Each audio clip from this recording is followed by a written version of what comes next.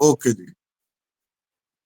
आप सभी को मेरा नमस्कार। मैं हूं आपका नन्हे पहलवान और आप देख रहे हैं हमारा यूट्यूब चैनल बाबा की खरी खोटी। मेरे साथ है लखनऊ से संदीप आर के सिंह। संदीप भैया नमस्कार। नमस्कार नन्हे भाई, क्या हाल है? आपके दर्शकों को भी नमस्कार, बढ़िया भैया प्रणाम। जी। आप लोगों को बता दूं कि संदीप भैया बहुत ही तगड़े पॉलिटिकल एनालिस्ट हैं और इनका खुद का यूट्यूब चैनल है प्रारब्ध नाम से। स्पेलिंग है PRAARABDH। सही कहा जी? बिल्कुल साहब, बिल्कुल। लेकिन जो इनके बारे में एक चीज नहीं जानता है कि ये बॉलीवुड स्पेसिफिक बहुत तगड़े हैं। कमाल आर के खान है ना, हमारे कमाल भाई, वो देशद्रोही फिल्म वाले, ये उनके गुरु हैं। ये उनको उनको इन्होंने कहा था कि भाई तू ये काम किया कर, तू ये रिव्यूज कर, तुझे बहुत मजा आएगा। उनको उस लाइन में लाने वाले संदीप भैया। संदीप भैया आपका बहुत बहुत वेलकम मेरे चैनल पे। भाई आपने यार KRK से जोड़ के जो आपने इज्जत अफजाई की है, मैं आपका तहे दिल से शुक्रगुजार हूँ। और मतलब कैसे ताना आपका मार रहे हैं, धन्यवाद ये अता करूं। ताना है कि नहीं? ये ताना है। तो पता नहीं भाई, अब तारीफ कर दी है तो ले ही लेते। ताना ठीक है। इसे कहते हैं, ताना ताना मार दिया। नहीं नहीं संदीप भाई, जी। आप इस बात को मानिए कि कमाल जी हमारे बहुत ही तगड़े एनालिस्ट हैं। नहीं नहीं, वो जितने मैं उनका बहुत बड़ा प्रशंसक हूँ। उसकी कई बातें बहुत बहुत फंडे क्लियर है उसके। खैर जी ठीक है। जी। ठीक। संदीप भैया, दिवाली थी, हिंदुओं का सबसे ज्यादा बड़ा त्योहार। पूरे बॉलीवुडियो भांडों ने एक, मतलब एक जो छोटी सी विश होती है ना, एक ट्विटर पे एक पोस्ट डालनी होती है, इंस्टाग्राम पे एक पोस्ट या फेसबुक पे 2 लाइनें लिखनी होती है। किसी ने किसी मैं 3 नाम लूंगा मुख्यतः, आमिर, सलमान, शाहरुख, किंग खान्स ऑफ बॉलीवुड। इन तीनों ने या किसी भी बॉलीवुडिये ने मतलब इतना कहना नहीं, मतलब मुनासिब समझा कि अरे भाई दिवाली की बहुत बहुत शुभकामनाएं हैं। इस पे आपका ओपनिंग रिमार्क। भाई ये काम तो उन्होंने राम मंदिर के समय भी नहीं किया था। दीपावली पर तो अपनी फिल्में रिलीज करते हैं, उसके वो तो एक अलग कहानी है, उससे पैसा कमाते हैं। दीपावली सबसे बड़ा फेस्टिवल होता है, बॉलीवुड का सबसे बड़ा सीजन होता है। आप देखो 2 बड़ी फिल्में रिलीज हुई हैं, भूल भुलैया 3 और सिंघम अगेन। तो दीपावली एक बहुत बड़ा दिन है पैसा कमाई का। ठीक है, उसके आगे नहीं, उसके पीछे नहीं। दूसरा, क्योंकि पब्लिक को इस बार 100% पता है कि भैया कोई हमको इस बार ज्ञान न दे, पर्यावरण के नाम पे ज्ञान न दे। ठीक है, या हमको पटाखे फोड़ने पे या राम जी के नाम पे या दीपावली के नाम पे कि तेल क्यों डाल रहे हो दिए में, ये सब ज्ञान न दे। तो बॉलीवुड जो है ना, बिना ये वाला ज्ञान दिए वो दीपावली के बारे में बात नहीं कर सकता है, अपच हो जाता है उसको। तो जब वो ज्ञान नहीं दे सकते, एक राजपाल यादव ने जरा सा ज्ञान दिया, पब्लिक ने चहेट मारा सोशल मीडिया पे कि भैया तुम अपना जो है ज्ञान अपने पास रखो, नहीं हमारे तुम्हारे घर में पटाखा फोड़ने। तो ये जो पहले से चला आ रहा था, वो भी पब्लिक मूड जानते हैं। वो क्या है, वो PR एजेंसीज होती हैं, एडवर्टाइजिंग एजेंसीज होती हैं, और दिन भर रिसर्च करती रहती हैं, तभी उनको चेहरा बनाया जाता है। तो उनके पास सारा डेटा होता है, जनता का सारा सर्वे होता है उनके पास कि भैया जनता का मूड क्या है इस समय। तो उनको ये पता, अच्छा है भैया, अब क्या है ना, अब हो गए 60 साल के तीनों, तीनों के तीनों 55-60 के फेरे में आ गए। ठीक है, तो अब अल्लाह याद आने लगा है ना। तो अब काफिर को उसके त्योहार पे हम कैसे विश कर दें भाई? अल्लाह को क्या मुंह दिखाएंगे? जन्नत भी तो जानना है, दोजख तो जानना नहीं है। यहाँ का जीवन जैसे बढ़िया कटा कटा, सब अलग बात है। पर 60 साल का होके आदमी ना थोड़ा सा उस तरफ, उस दिशा में जाने लगता है। आमिर खान तो खैर पूरे हाजी हैं, हज जाते हैं, और तबलीगी जमात वाले एक से एक अजीबो गरीब नमूनों से भी मिलते रहते हैं, जुलते रहते हैं। वो लोग इनके फैन हैं, ये उनके फैन हैं। मतलब वो जिस खानदान से आते हैं, सब एक से एक हाजी ही रहे हैं वहां पे।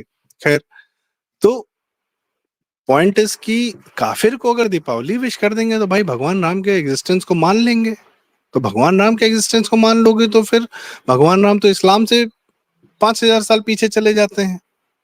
तो फिर इस्लाम का क्या औचित्य बनता है? सबसे मेन बात यह है कि अगर हिंदू खड़ा है आज की डेट में अपना धर्म लेकर, 5000 साल 10,000 साल पुराना धर्म लेके हम कलावा बांधे, ये संस्कार हमको 5000 10,000 साल से मिला है, टीका लगाने का, दिवाली मनाने का। तो हम खड़े जी हैं, तो हम तो इनके पे बहुत, हम तो इनके पूरे जो इस्लाम का जो औचित्य है उसको हम झूठ साबित कर देते हैं ना। वो क्या है कि भैया हमसे पहले वाले गधे थे, हम ही एकमात्र सत्य हैं, हमारा एक ही है अल्लाह। और उसी को मानना है, वही सत्य है, वही सब कुछ है। ये बात पाकिस्तान में कहोगे तो सब लोग मान लेंगे, क्योंकि वहां तो सारे मुसलमान हो गए। तो उनका जी 1400 साल पहले की उसकी मेमोरी गायब हो चुकी है, हमारी तो जिंदा है। तो हम अगर खड़े हैं, हमको अगर दीपावली विश कर आप, ये बात बहुत गूढ़ है, बात बहुत गहरी है।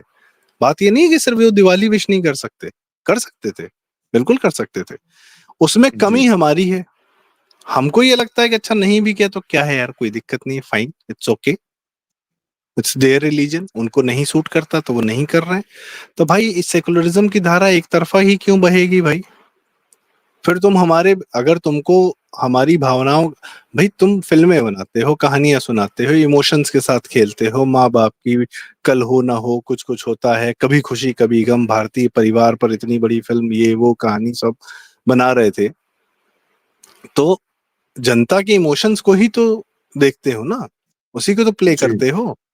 तो दौड़ के आ रहे हो, हेलीकॉप्टर से उतर रहे हो, माँ जो है आरती मतलब थाल लेके खड़ी है स्वागत में। तो ये कौन सी भावनाएं थी? ये तो हिंदू संस्कार है ना, इसी पे तो खेल रहे हो, इसी पे तो जीवन बनाए हो अपना।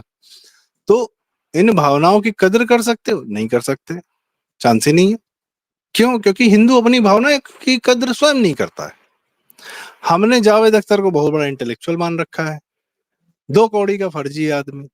ठीक है, 26/11 के हमले के बाद आप अमन की आशा कर रहे हो पाकिस्तान के साथ में, आप शायरी सुना रहे हो।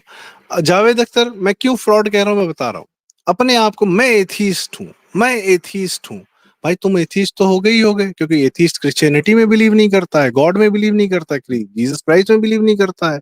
तुम उर्दू के इतने बड़े शायर हो, कभी उर्दू अपने लिए इस्तेमाल करो कि मैं मुर्तद हूं, मैं अल्लाह में नहीं मानता, मैं मोहम्मद में नहीं मानता, बस इतना बोल के देख लो, ना गर्दन उतर जाए अगले दिन। मैं नास्तिक हूं। स- उर्दू के सारे शब्द इस्तेमाल करने हैं, पर इस पर्टिकुलर टर्म के लिए कि मैं एथीस्ट हूं, या भाई तुम, एथीस्ट वो होता है जो क्रिश्चियनिटी में नहीं मानता है, नास्तिक वो होता है जो हिंदू भगवान में नहीं मानता है। तो तुम नास्तिक हो और तुम एथीस्ट तो हो बाय डिफॉल्ट हो। तुम बोलो ना तुम मुर्तद हो, तुम इस्लाम में नहीं मानते, तुम अल्लाह में नहीं मानते, ये तो बोलो। ये बात कभी नहीं बोलेगा वो आदमी, इस बात के लिए इस्लामिक शब्द या उर्दू शब्द या अरबी शब्द या फारसी शब्द नहीं इस्तेमाल करेगा, बाकी दिन भर उनसे उर्दू बुलवा लो। ये फ्रॉड है। तो दुनिया को तुम इस तरीके से बेवकूफ बनाते हो, तुम्हारे बच्चे बेवकूफ बनाते हैं। फरहान अख्तर, जोया अख्तर, क्या करते हैं वो लोग? एक्सेल एंटरटेनमेंट नाम की पूरी कंपनी खोल रखी है, मिर्जापुर सीरीज चल रही है तुम्हारी, कि मिर्जापुर जैसा मतलब कट्टा बमबाजी हो रही है पूरे यूपी में, और तो कुछ हो ही नहीं रहा है।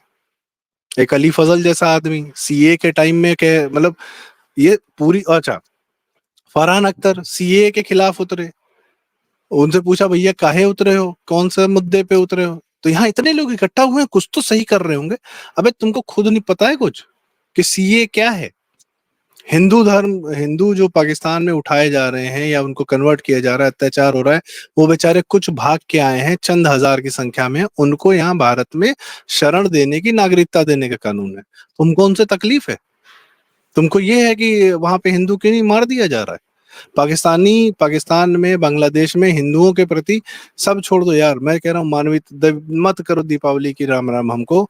मानवीयता के नाम पे बांग्लादेश में हिंदू मारे जा रहे हैं, एक शब्द बोल देते।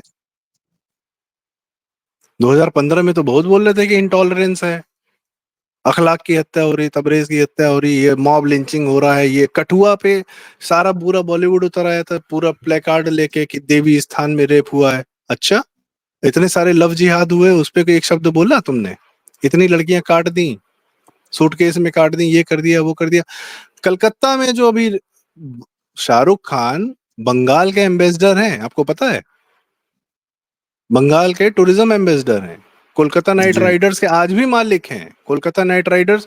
और ममता बनर्जी का माथा चूमते हुए शाहरुख खान, पूरे मतलब इतने बड़े वो वो अरे वो तो अ, क्या मतलब कलकत्ता में आरजी कार में एक लड़की के हत्या हुई, इतनी भीषण, इतनी विभत्स हत्या हुई, एक शब्द बोल देते। मानव हो? नहीं, मुसलमान। जो सूट करता है बस उतना ही करेंगे, जो नहीं करता नहीं करेंगे, आप भाड़ में जाओ। वो चीख चीख के कह रहे हैं कि भाई हमको हिंदू धर्म नहीं समझ में आता, ना पसंद है ना कुछ है, हमको कोई मतलब नहीं है। हम बिछे पड़े हैं उसके घर के आगे, है जी शाहरुख है, हम पीछे पड़े हैं, हमको शर्म नहीं आती, बच्चियों के साथ रोमांस कर रहे हैं, 20 साल की, 30 साल की। उस आदमी ने जब अपना फिल्मी करियर उसका पीक पे था, मैं 2014 के पहले की बात बता रहा हूँ, मैं हूं ना फिल्म बनाता है, उसकी अपनी प्रोडक्शन हाउस की पहली फिल्म थी, रेड चिलीज एंटरटेनमेंट की पहली या दूसरी फिल्म थी, पहली थी चलते चलते जो हिट हो गई थी, और मैं हूं ना फिर उसने अपनी बनाई। फराह खान जो उनकी बचपन की दोस्त थी, उनके फिल्म डायरेक्शन का पहला मौका दिया।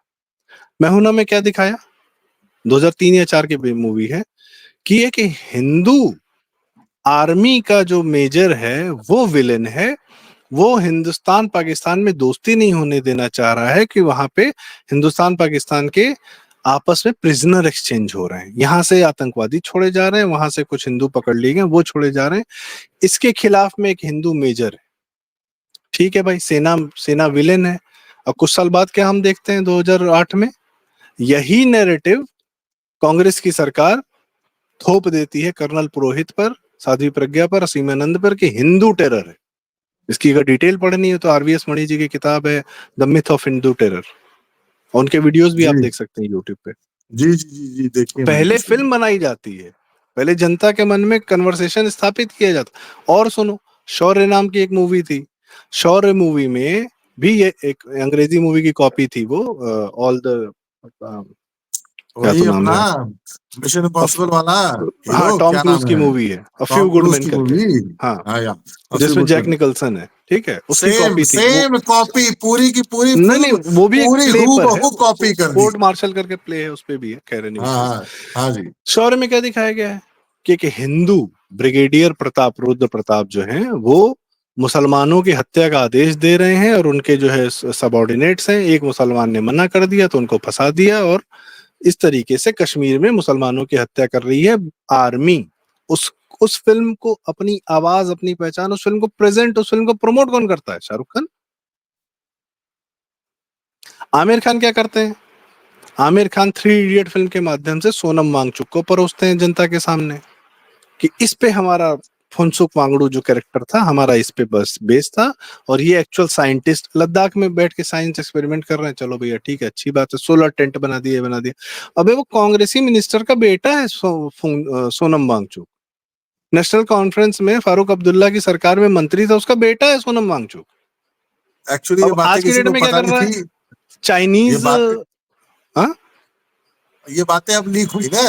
अरे भैया वो और तो तो एक। सुनो, और कहानी सुनो। जी फिल्म पहले परोसी जाती है, और जनता में नैरेटिव बाद में स्थापित किया जाता है। और सोनम वांगचुक क्या करते हैं, चाइना की सारी जितनी बातें हैं वो सोनम वांगचुक बोल रहा है। आमिर खान का चाइना से क्या कनेक्शन है, पीके और थ्री इडियट, ये फिल्में चाइना में रिलीज होती हैं अचानक से, 1500 करोड़, 2000 करोड़, 2019 इलेक्शन के पहले। सीक्रेट सुपरस्टार जैसी एक बहुत छोटी फिल्म बनती, वो भी 600-700 करोड़ चाइना से कमा के चली आ रही है।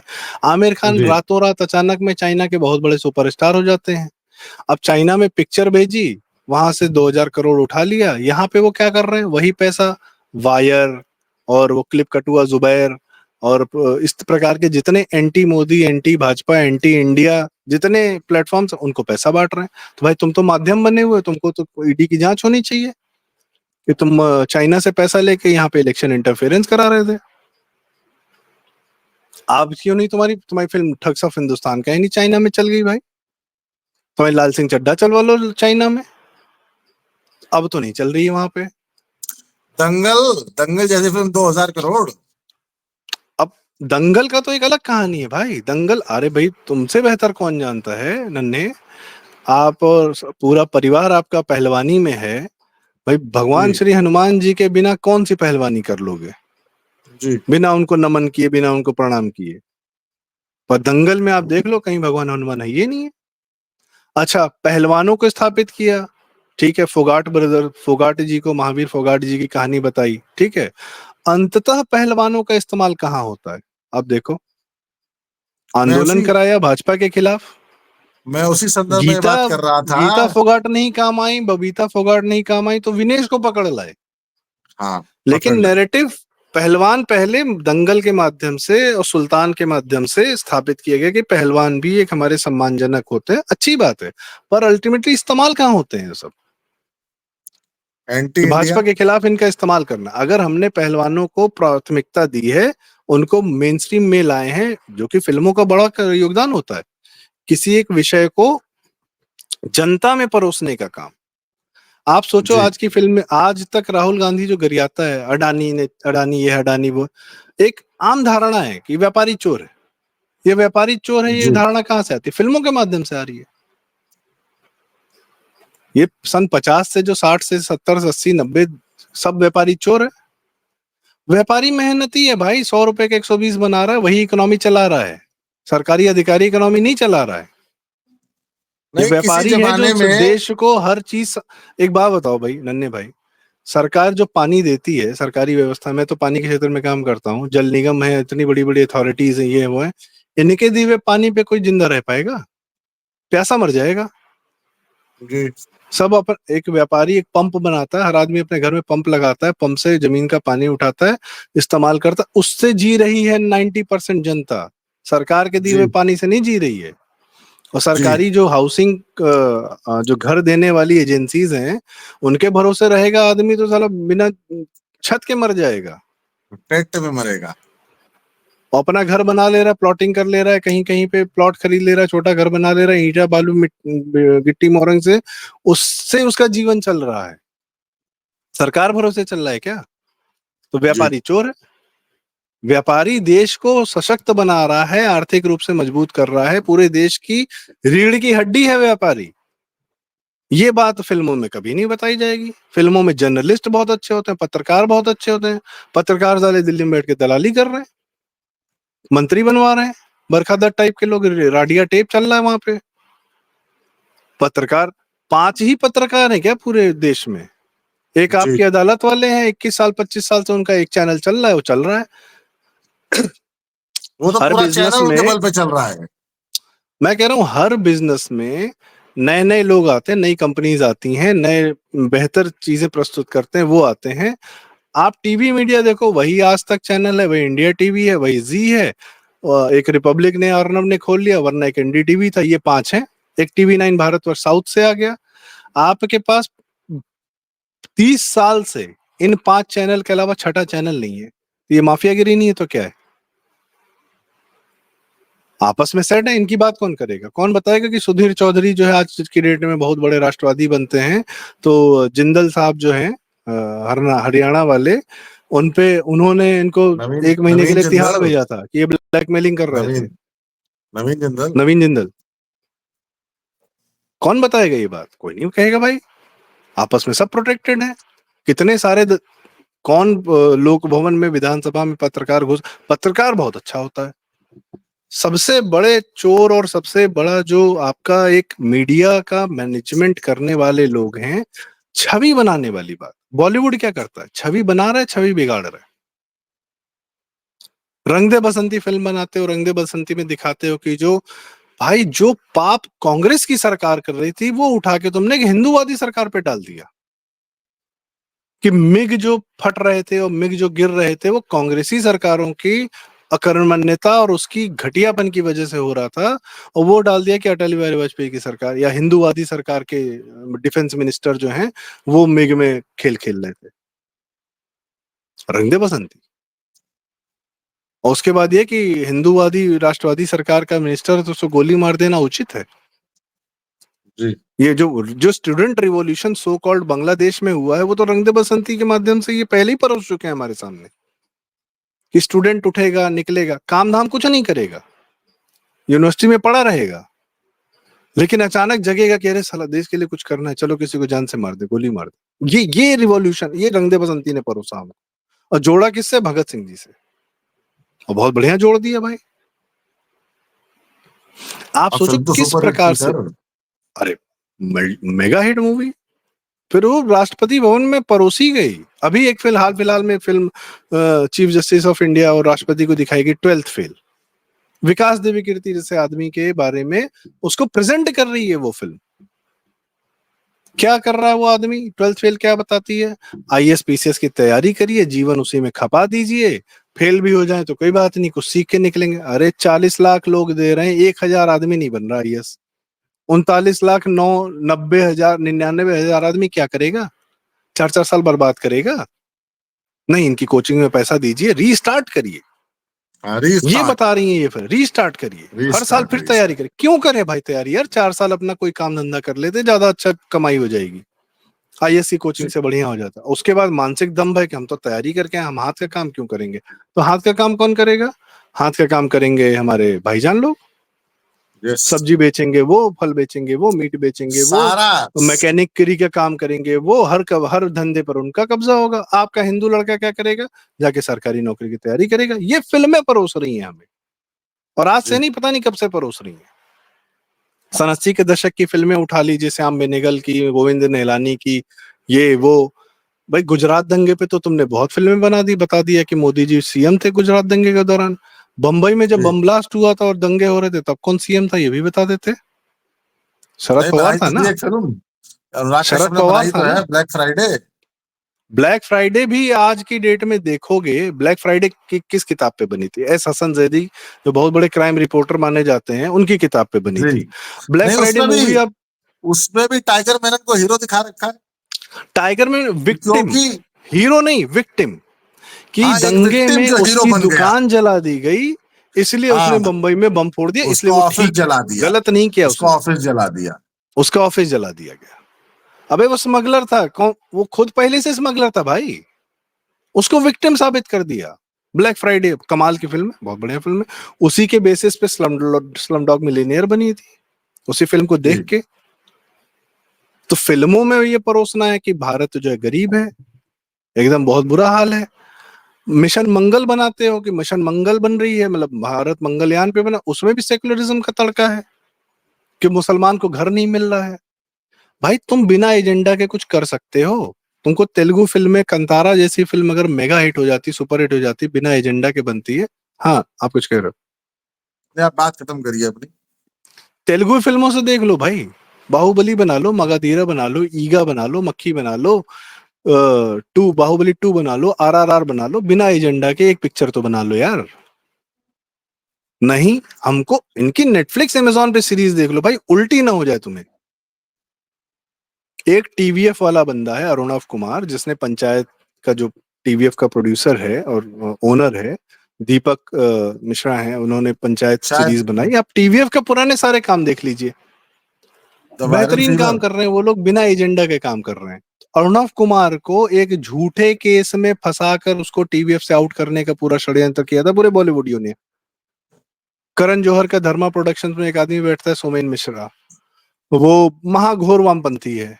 ही वॉज वेरी हैप्पी कि अरुणव कुमार आउट हो गए। और आज की डेट में करण जौहर की जितनी फिल्में, जितनी उसकी जो कॉल मी बे और अनन्या पांडे की और इसकी उसकी जितनी सीरीज वीरीज होती है, वो सब सोमेन मिश्रा डिसाइड करता है। महावामपंथी, महावामपंथी, मतलब ही इज हैप्पी कि भाजपा के कार्यकर्ता मर जाए, बांग्लादेश में हिंदू मर जाए, मोर देन हैप्पी। पहले राजदीप का चेला हुआ करता था, वो सीएनएन में काम करता था। धीरे धीरे ठीक। घुसते घुसते जंगली मैडॉग फिल्म करते करते आज धर्मा प्रोडक्शन में सबसे बड़े लेवल पे बैठा है। तो ऐसे लोग तो डिसाइड कर रहे हैं कि स्क्रिप्ट क्या बनेगी और फिल्में क्या बनेंगी हमारी। ये हाल है। मेरा हाँ भाई। मेरा आपसे बस एक सवाल था। मैं दो लोगों को डिस्कस करना चाहूंगा। हम्म। लॉरेंस बिश्नोई ने जब सलमान खान को कहा ना कि बेटा, उसी उसी मुंबई में दौड़ा के मारूंगा, तो सलीम खान, उनके फादर, काय काया, क्यों माफी मांगे? किससे माफी मांगे? वो कौन होता है? जरा ये सलीम जावेद की स्टोरी सुना दीजिए सलीम कि जावेद की हम कहानी हीरो से शुरू बड़े होती होते है। थे। नहीं नहीं, सलीम जावेद की कहानी जो है भाई, ठीक है, अभी हाल फिलहाल में इन दोनों पर एक डॉक्यूमेंट्री बनी, 3 एपिसोड की, अच्छी डॉक्यूमेंट्री बनी भाई। ये लोग फिल्मों में मास्टर हैं, क्राफ्ट के तो धनी हैं। तो फरहान अख्तर, सलमान खान, इन लोगों ने, जोया अख्तर ने, इन लोगों ने बकायदा एक अपना कोलैबोरेशन करके अमेजॉन प्राइम के लिए सलीम जावेद पे एक डॉक्यूमेंट्री बनवाई, ठीक है। जावेद अख्तर की पहली बीवी है हैनी ईरानी जी। एक गाना आप लोगों ने सुना होगा बचपन से, नन्हे मुन्ने, नानी तेरी मोरनी को चोर ले गए, मोर ले गए, ये सब जो गाना था, तो उसमें जो छोटा सा बच्चा है वो हनी ईरानी है। बाद में वो फिल्मों में एक्टिंग भी की उन्होंने, और डीडीएलजे फिल्म जो दिल वाले दुल्हनिया ले जाएंगे, वो भी लिखी उन्होंने। तो उन्हीं को डाइवोर्स देके शबाना आजमी से जावेद अख्तर ने शादी की। और अंत में माफी भी मांगी कि मैं हनी ईरानी को वो नहीं दे पाया जो वो डिजर्व करती थी, ये वो। हनी ईरानी का आप पूरा वक्तव्य सुन लेंगे, वो औरत चिढ़ी बैठी है जावेद अख्तर से, और वो बस खुल के बोल नहीं पा रही है, पर वो सब कुछ कह डाल रही है, ठीक है। तो वो बार बार ये कहती हैं कि ये लोग, सलीम जावेद जो है, इंडस्ट्री के ब्रैट्स थे, इंडस्ट्री के दबंग थे। दो लेखक दबंग कैसे हो जाएंगे बिना बैकिंग के? पूरी फिल्म इंडस्ट्री जो है, कोई बिजनेस मॉडल नहीं है पूरी फिल्म इंडस्ट्री का। फिल्म इंडस्ट्री सिर्फ और सिर्फ जुआ है, सबसे महंगा जुआ है। अगर ये बिजनेस मॉडल होता तो वही मुंबई में रहते हुए टाटा जी, और वही मुंबई में रहते हुए जेआरडी टाटा, या 1920 से फिर रतन से लेकर 1991 तक जेआरडी टाटा या रतन टाटा जी, इन लोगों ने फिल्म मेकिंग में पैसा लगाया होता। 105 कंपनियां खोल ली भैया, एयरलाइन तक खोल लिया, सब कर लिया, फिल्मों में कभी पैसा नहीं लगाया। धीरू भाई अंबानी ने फिल्मों में कभी पैसा नहीं लगाया। जुआ है, बिजनेस नहीं है, प्रॉपर नहीं है, ठीक है। तो जुए में पैसा कौन डालता है? जुए में पैसा वो डालता है जिसके पास इफरात पैसा आ रहा है फर्जी का 2 नंबर का। तो कौन दो है? हाजी नंबर का। मस्तान, करीम लाला, दाऊद इब्राहिम, ठीक है। दाऊद इब्राहिम तो बाद, भाई ऐसा थोड़ी कि दाऊद इब्राहिम को अचानक सपना है कि मैं बॉलीवुड में घुस जाता हूँ, अरे उससे पहले उसके बाप लोग बैठे हुए थे फिल्म इंडस्ट्री में। करीम लाला, जी। करीम लाला कौन? अमिताभ बच्चन को जो पहला नेशनल अवार्ड मिला अग्निपथ मूवी में, तो अग्निपथ मूवी में जो उनकी भाव भंगिमा है, एक अलग एक्टिंग, हाँ ये वो जो वो था, करीम लाला वैसा बोलता था। वो करीम लाला की कॉपी की थी उन्होंने, अमिताभ बच्चन ने। तो ये बात उन्होंने अपने एक इंटरव्यू में बोली। सलीम जावेद पे आते हैं, इसको बैकिंग थी हाजी मस्तान की, इन लोग को। दीवार फिल्म, कुली उठा है, डॉक से उठा है और बहुत बड़ा स्मगलर हो गया और मुंबई पे कब्जा कर लिया, बहुत बड़ा डॉन हो गया, ये हाजी मस्तान की कहानी है। तो जिसने पैसा लगाया, इन लोगों ने पिक्चर बनाई। उस फिल्म को डायरेक्ट किया था यश चोपड़ा ने। यश चोपड़ा का प्रोडक्शन हाउस नहीं थी वो मूवी, प्रोडक्शन हाउस किसी और की थी। यश चोपड़ा अपना वाईआरएफ खोल चुके थे तब तक। खैर, best people were picked up to make Deewar, ठीक है। और उसमें अपना इन्होंने हंसी हथौड़ा वाला एजेंडा कि मजदूर ठीक है, व्यापारी चोर है, फिर वही कहानी। और क्रिमिनल्स को जस्टिफाई करने का जितना काम सलीम जावेद ने किया। तो इनकी दबंगई जो चलती थी वो सिर्फ और सिर्फ इस मारे क्योंकि ये अपनी फिल्मों के लिए फाइनेंस खुद जुटा सकते थे। फिल्मों का फाइनेंस, और भैया बिना वॉयलेंस के दबंगई नहीं हो सकती है। तो वॉयलेंस के लिए कौन था? पीछे हाजी मस्तान थे। अब आज भी सलीम खान कह रहा, भाई ये लोग, आप सोचो कि इंडस्ट्री में इनका लॉरेंस बिश्नोई चैप्टर अगर एक साइड के लिख कर दें, तो इनसे लोग डरते हैं। ये करियर खराब कर देते हैं, ये पता नहीं क्या क्या कर देते हैं, ये कितने लोग को निपटा देते हैं, कई सारे लोग गुमनाम हो जाते हैं, वो किनका करियर खत्म हो जाता है। तो ये बिना फिजिकल वायलेंस के पॉसिबल है? किसी से आपको काम करवाना, फिल्म इंडस्ट्री का है, कोई आधिकारिक कोई ऑफिशियल सिस्टम तो है नहीं, अनऑफिशियल सिस्टम है। जिसको जो मर्जी करना करे, गुजराती फिल्म बनाता है, मराठी फिल्म बनाता है, बंगाली फिल्म बनाता है, कौन किसको रोक पाएगा? नहीं रोक पाता। मुंबई में ही कई लोग आर्ट फिल्म बना लेते हैं, कोई जिसको जहां से पैसा मिल गया वो अपने उतना बजट में एक फिल्म बना लेता है। जी। अनऑफिशियल सिस्टम में आप बिना वॉयलेंस के कैसे अपना दबंगई स्थापित करोगे? अब वही कहानी में पिछली बार जो आपसे मेरी हुई थी, गुलशन कुमार को तो मार दिया, राकेश रोशन पे तो गोली चला दी, राजीव राय पे गोली चला दी, शाहरुख आमिर सलमान पे आज तक क्यों नहीं गोली चली भाई? सबसे ज्यादा पैसा तो ये लोग कमाते हैं। तो इसका मतलब जी। है कि ये लोग शांति से पैसा दे देते होंगे। दाऊद की कहानियां तो बहुत चर्चित हैं कि फिल्मी स्टारों ने उसकी पार्टियों में नाचा है। मंदाकिनी को तो बकायदा सब भाभी बना के बैठाए थे दाऊद जी की। दाऊद जी बोल गए, हे भगवान। तो पॉइंट इसकी, बिना इनकी बैकिंग के, क्योंकि पैसा वो डाल रहा है, कहानी वो डिसाइड कर रहा है, हीरोइन वो डिसाइड कर रहा है, हीरो वो डिसाइड कर रहा है, सब कुछ वो डिसाइड कर रहा है। जैसे बाबा सिद्दीकी के बारे में कहा जाता है ना कि he was a middle man for the Bollywood and the underworld. Company.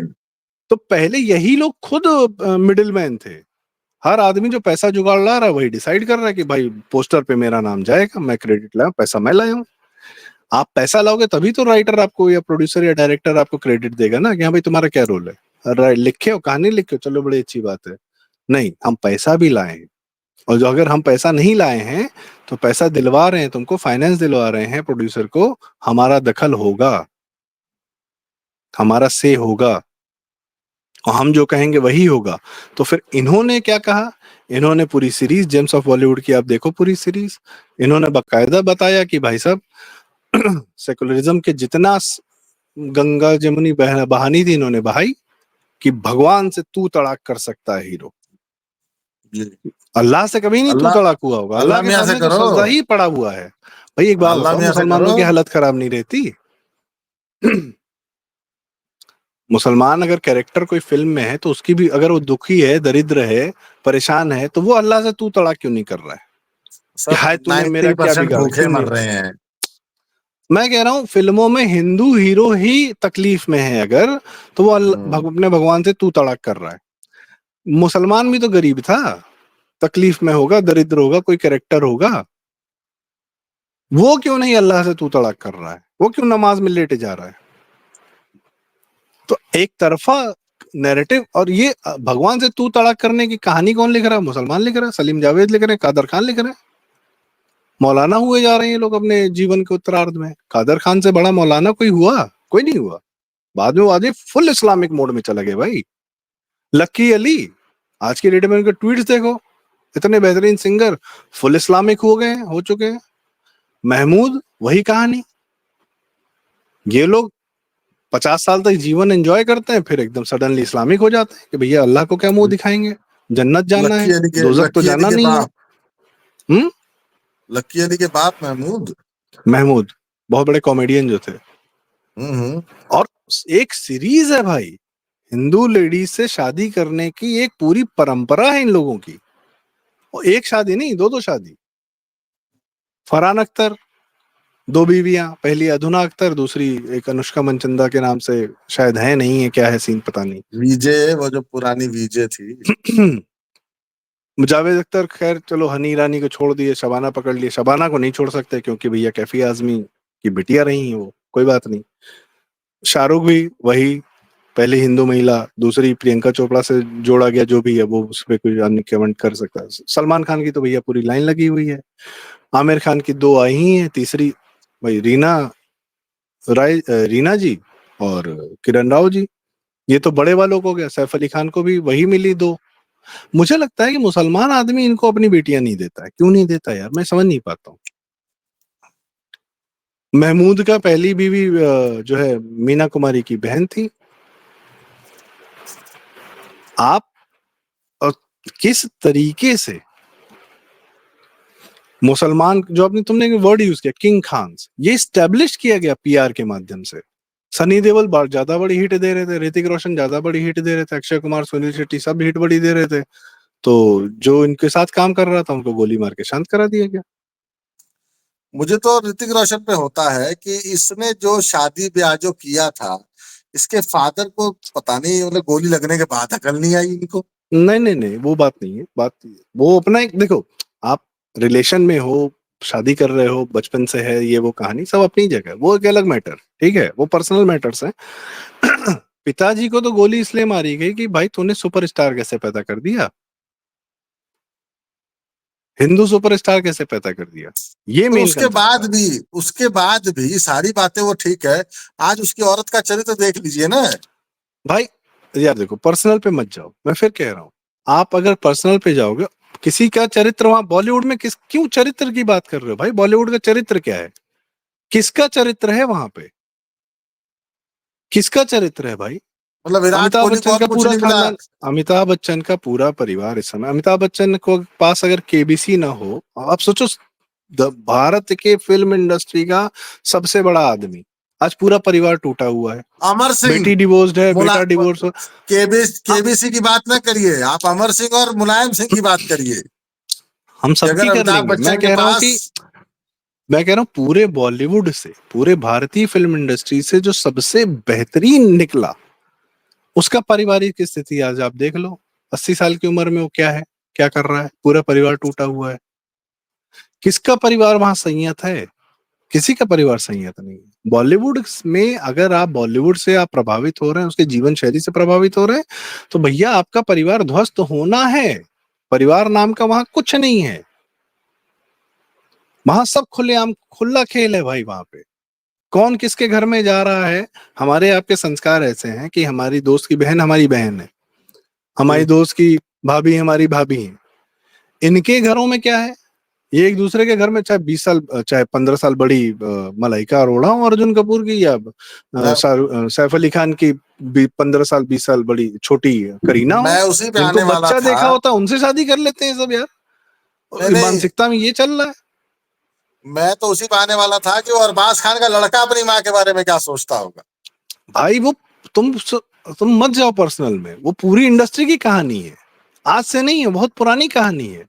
तो बॉलीवुड से आप प्रभावित अगर होना चाहेंगे तो आपका जीवन, आपका परिवार कहीं भी नहीं रहेगा। इनको रोल मॉडल मानना छोड़ दीजिए, इनका जीवन शैली फॉलो करना छोड़ दीजिए।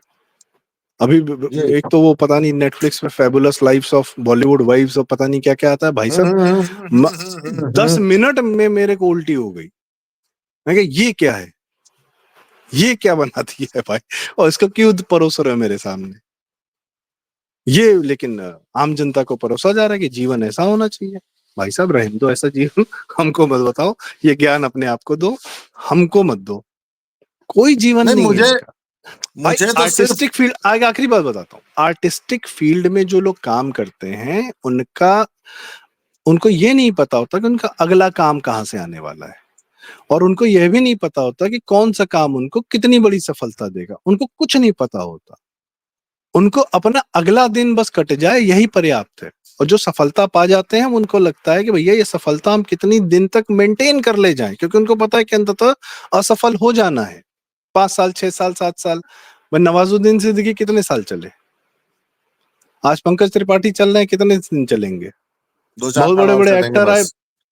मैं कह रहा हूँ बहुत बड़े बड़े एक्टर आए बहुत, और फ्लॉप होके 5 साल 10 साल 6 साल निकल गए। तो पॉइंट है कि किसी को अपने करियर का नहीं पता है कि हम क्यों हिट हुए हैं और हम क्यों फ्लॉप हुए हैं। जब तक काम मिल रहा, पैसा आ रहा है, करते रहो चुपचाप और बटोरते रहो। ये लोग क्षण भंगुर का जीवन जीते हैं। जी। इनसे इनसे अपने जीवन का, कोई आर्टिस्टिक आदमी से कभी अपने जीवन का कोई ज्ञान न लें कि जीवन कैसे जिया जाता है। इनके जैसा तो कतई नहीं जीना है भाई। उनका आर्ट एंजॉय करिए, अप्रिशिएट करिए, प्लेन एंड सिंपल, बस दैट्स इट। बाकी अपना जीवन जिसको जैसे जीना हो जिए। हाँ भाई बताएं। ठीक। मैं तो बड़ा खुश था जी कि लॉरेंस भाई के आने की वजह से, मुझे तो था कि अब तो हिंदू राष्ट्रवाद, अब बॉलीवुड में भाई हिंदुत्व वो चलेगा। लेकिन जो आपने बॉलीवुड के अंदर की जो एक घिनौनी सच्चाई से अवगत कराया है ना, इसके बाद मुझे तो नहीं लगता कि ये बॉलीवुड का कुछ हो सकता है। हाँ ठीक है, थोड़ी राइट विंग की फिल्में बनने लग जाएंगे, हिंदुत्व को प्रमोट करने लग जाएंगे, जैसा कि साउथ की फिल्मों में होता है, जैसा कि वहां पे भाई कांतारा जैसी फिल्म आई, और आपने नाम लिया मगधीरा, RRR, बाहुबली है, एकदम हिंदू एजेंडे की फिल्में, और देख के मन खुश हो जाता है, और बड़ी सुपर हिट्स हैं।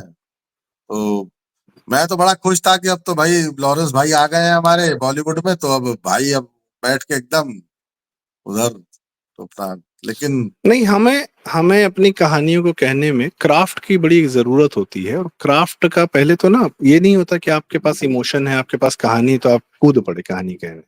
हमारे यहाँ के बहुत लोग ऐसा कर रहे हैं। पहले अपने क्राफ्ट पे पकड़ बनानी चाहिए। आपको सिनेमेटोग्राफी आनी चाहिए, आपको एडिटिंग आनी चाहिए, तब आप अपनी बात कायदे से कह पाते हैं। तब आप एनिमल जैसी एक वाहियात प्लॉट या वाहियात स्टोरी को भी बहुत बेहतरीन फिल्म बना लेके जाते हैं, जिससे पब्लिक एंटरटेन हो जाती है। तो कबीर पहले सिंह, क्राफ्ट पे वर्किंग, पहले क्राफ्ट पे कबीर वर्किंग सिंह, करनी चाहिए। हाँ हाँ कबीर सिंह। हाँ, पॉइंट इज क्राफ्ट पे वर्किंग करो। बैकग्राउंड म्यूजिक कैसे काम आता है, पहले क्राफ्ट पे तो आप अपनी फिर पकड़ बना फिर लीजिए, फिर मैं उसके बाद बताऊं, अपनी कहानी कहिए। फिर मैं आपको एक बात बताऊं, लॉरेंस भाई का अपने क्राफ्ट में वर्षा पकड़ है। नहीं, उनका तो अपना है, उन्होंने एक अब जो भी है कहानियां लेजेंड है तो लेजेंड चल रहे हैं, ठीक है फाइन, मैंने इट्स ओके। एकदम एकदम क्राफ्ट पे बहुत अच्छी पकड़ है। भाई ने वो तो बोला है तो बोला है, होगा। वो तो पप्पू यादव वाले वीडियो में ही समझ में आ गया कि कितना प्यार से समझाया गया है पप्पू यादव को। भाई हाँ भैया, हाँ भैया, नहीं भैया, अब आपके रास्ते में नहीं आएंगे भैया। चलो वो भी ठीक है, दैट वाज फन, अच्छा, दैट वाज क्या फन। फनी स्टोरी थी। एक दिन पहले ललकारे मार रहे थे, अगले दिन हक देखो यार दिए। ऐसा है, जिस जो नेता मुसलमान वोट बैंक के भरोसे है, वो तुमको ऐसी हरकतें गिरता हुआ दिखेगा, करता हुआ दिखेगा, और ऐसे ही लेटता हुआ दिखेगा। जो नेता मुसलमान वोट बैंक भरोसे है वो आपको लेटा हुआ ही दिखेगा। भैया मुझे पप्पू यादव की नेतागिरी से दिक्कत नहीं थी, हम्म, पप्पू यादव ने माफियाओं की बेइज्जती करवा दी। छोड़ दो यार वही सब, let's not go there, that's another conversation all together, but जी। Point is Bollywood, keep it aside. Let's अब धीरे धीरे बॉलीवुड का जो एक सबसे बड़ा main source of income advertising, उस पर ध्यान देने की जरूरत है। वो एफएम, क्योंकि वो हमारे तुम्हारे जीवन में जो हम डेली सामान इस्तेमाल करते हैं, वही सारा सामान घूम फिर के उसी का पैसा एफएमसीजी कंपनीज के थ्रू, एड एजेंसी और एड एजेंसी के थ्रू बॉलीवुड के इन सारे लोगों के पास पहुंचता है। तो हम ही तुम सोर्स ऑफ इनकम है इनके, उससे थोड़ा सा देखते हैं भविष्य में इस पे क्या काम किया जा सकता है, देखते हैं। संदीप भैया आपसे बात करके मुझे जो बॉलीवुड की घिनौनी सच्चाइयों का पता चला है इन 2 वीडियोस में, ऐसी वीडियो तो आगे हम बनाते रहेंगे। हमारे दर्शक बिल्कुल। की बड़ी डिमांड थी, बहुत ज्यादा डिमांड आ रही थी कि नहीं आप संदीप भाई के साथ वीडियो बनाएं, क्योंकि उनको बॉलीवुड का बहुत पता है। राजीव राय नाम का कोई प्रोड्यूसर हुआ, उसमें गोली चलती, हमें पता ही नहीं था, अरे आम पब्लिक को ये पता ही नहीं था। मोहरा, गुप्त, विश्वात्मा, भैया आपने त्रिदेव। आपने फिर बताया ना कि ये इतनी बड़ी बड़ी सुपर हिट्स थ्रिलर उस आदमी ने दी है, लेकिन नहीं जानते थे लोग। भाई गुलशन कुमार गोली बहुत चला दी, वो बड़ा चला नाम गया है। बेचारा, यूरोप चला गया। हाँ, अब एक आध ना जिंदा तो रहना पड़ेगा ना। हाँ, तो अगला अपने भाई उसको जीवन प्यारा था, वो चला गया। तो ऐसे ही बॉलीवुड भांडों पे, बॉलीवुडियो पे और वीडियो हम बनाते रहेंगे। संदीप आपका बहुत बिल्कुल। बहुत धन्यवाद। जय श्री राम। धन्यवाद अगली नन्हे वीडियो में भाई। बहुत जल्दी जय मिलते हैं। श्री राम। Sandeep thank you. प्रणाम, नमस्कार।